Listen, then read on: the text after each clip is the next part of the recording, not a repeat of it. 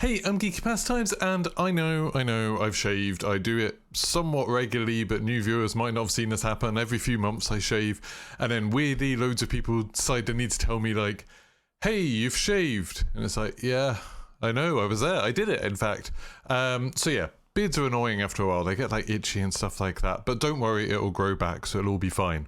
Don't forget to subscribe and turn notifications on. I've got loads and loads of content coming out. If any of you don't know, I do daily videos on YouTube, so we've got tons and tons of stuff, loads of Call of Duty stuff, loads of Halo stuff, loads of Battlefield stuff coming up in the next few weeks, so I am super excited to be making all that stuff. Make sure you subscribe and turn the notifications on so you get alerted when it goes live. In today's video, I wanted to talk about the numbers event. Now, I did a sort of guide on how to do stuff in the numbers event, and I can imagine a lot of people being like, well, you don't really need a guide because it was super simple. And you're right, it was super simple, and if that's all there was, it's a bit of a letdown. It's incredibly short for anyone who's interested in it. Like, people have been able to do it in a single game. It took us a few games, to be honest, but definitely, like, you could do it in not very long at all if you wanted to complete everything in it. It's here for over 2 weeks, and the sounds are kind of annoying, so people who aren't interested in it, or even people who are and have finished it, are going to have to put up with those noises all over the map for the next 2 weeks.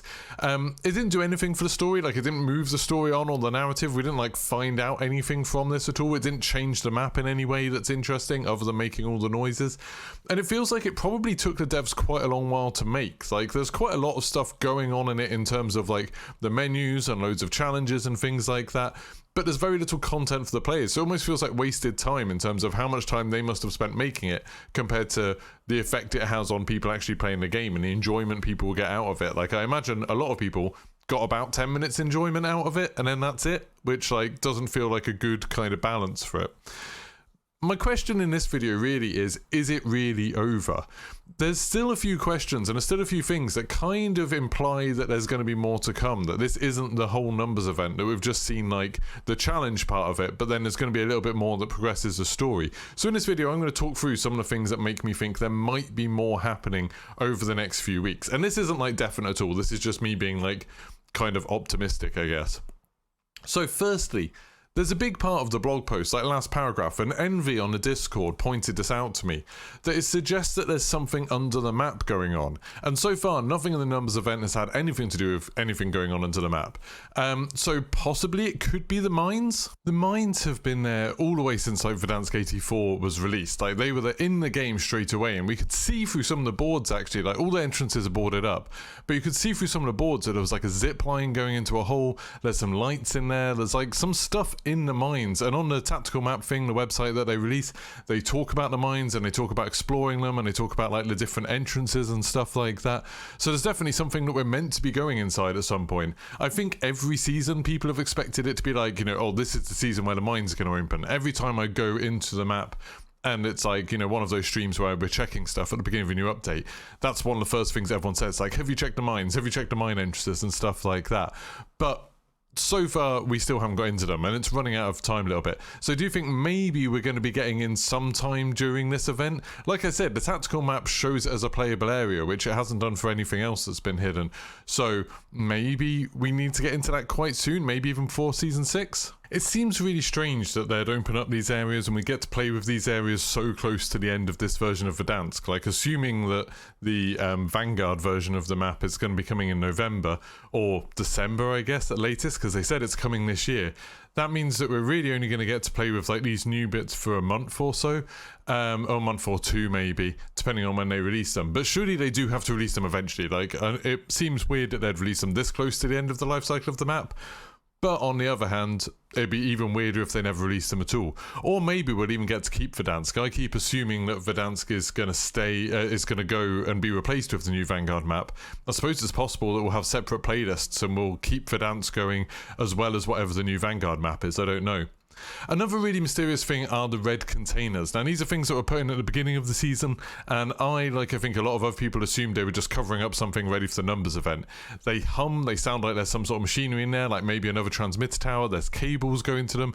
It doesn't look like they've been sort of very convincingly modelled to cover something up, so I assumed it was just a temporary thing, but now we've had them there for like over a month, And it seems really, really weird. Raven have even mentioned them on a blog post, so talked about them. So it's not like they're trying to hide it. They're like actively drawing attention to it, which seems really strange. But the numbers event is here, and they're still the same as they ever were. They're humming incredibly loudly all over the map, disguising footsteps and stuff like that, which I'm sure annoys people. And they're still like the generator bits and pieces plugged into them. Like, we haven't been able to do anything with them yet at all. We also have the bunkers. Back in the old version of Verdansk, we never managed to get into bunker 2, 7 and 8, but they're all still there, as well as all of the other ones. With Verdansk 84, we did get a new bunker, which on the tactical map apparently is called bunker 12, which is underneath the factory. That's got a keypad and everything, but as with all the others, you can't interact with them or anything like that, which seems kind of strange, because these are all like Cold War era bunkers, and now we're in the Cold War and we can't use any of them. Although I suppose it's appropriate that they're sealed up, I guess. The earlier reference that was about going under Verdansk could be about the bunkers, possibly. You know, that's definitely something, like, we're all assuming it's the mines, but there's no reason it couldn't be the bunkers. And obviously, if they're doing something in the story where there's like this secret transmission being put out and all of these like operatives moving around in Verdansk, it would make sense that the bunkers are being used. Like, it would make sense that the bunkers would be something to do with it. So maybe we'll see them open, especially that factory one. I really hope we see it open, because it seems so strange that they added it and have done nothing with it. Finally, we have the numbers themselves. So the numbers have previously meant something. Like, we had the Ascension code back in Black Ops 1 that was like a big part of the story. Then we had various codes used in Pawn Takes Pawn that all ended up translating in something. They all ended up fitting together. At the start of Season 5 Reloaded, we had a riddle hidden in them. So remember, when you go through the red doors and you get to the stations, they each have their own number code. And each one of those translated into a word, and then we put all of those together to get a riddle, and that's how we solved the graveyard or red door Easter egg. There's a guide for that on my channel if you want to see that.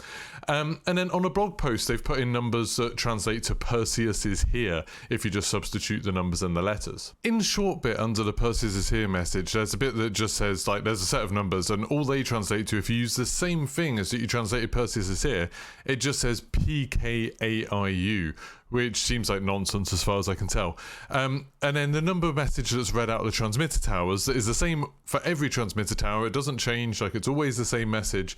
That also seems to be nonsense as well, as far as we can tell. We've tried every kind of sort of Caesar substitution. People on Discord have tried loads of like much more complex codes. We can't find anything that means anything yet. It's possible that we're just missing something. It's possible that we just haven't thought of the right thing yet. I definitely think that's reasonably likely. The fact that all of the numbers are sort of 25 or under makes me think that it's probably something to do with an alphabet substitution, but maybe we're missing something. Maybe we don't have another piece of it yet.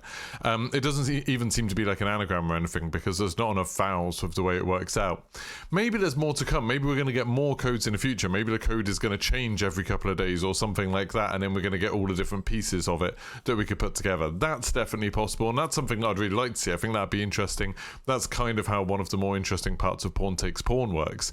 But hopefully we'll be able to decode it. Who knows? So while the event's definitely sort of feeling disappointing right now, there's been a really long build up to it. We've been talking about the numbers for ages, and then it feels like, you know, this could just be it and then it's all over.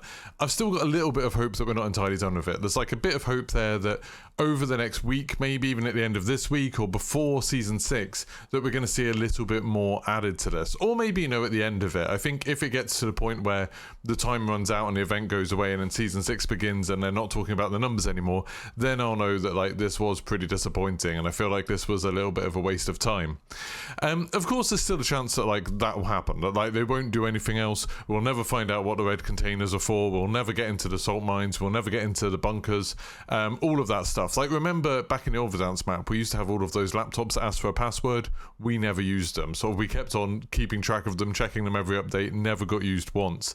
We never got into bunkers 2, 7 and 8. We never got to work out what the timer was for in bunker 11. Remember there was that timer that would glitch out when it got to 2. That was never used. I think, like, Warzone's a really big, complex game, and so there's loads of different things that they probably think of doing early on, and then by the time it gets around to it, they're sort of like, it doesn't work, or they figure there's not a demand for it, or it doesn't fit into the timeline or something like that. I'm sure there's loads of things, and we have to remember that people who are interested in Easter eggs are a very, very, very tiny minority of people who play Warzone. So, like, the majority of people don't care about it. Probably makes sense for them to prioritize other stuff, but it's a shame for us when stuff like that gets left out. So I'm going to keep on hoping that the numbers event isn't over, but for now it seems a little bit lukewarm. Anyway, If you enjoyed the video, don't forget to like and subscribe. Go check me out on Twitch. This week I'm going to be streaming a bunch of the Halo playtest, the Halo Infinite Flight. I'm going to be playing a bunch of Diablo 2 Resurrected, so I'm excited about that. I want to finish Deathloop, got loads of stuff going on. So that's twitch.tv/Geeky Pastimes. I'll see you soon. Goodbye.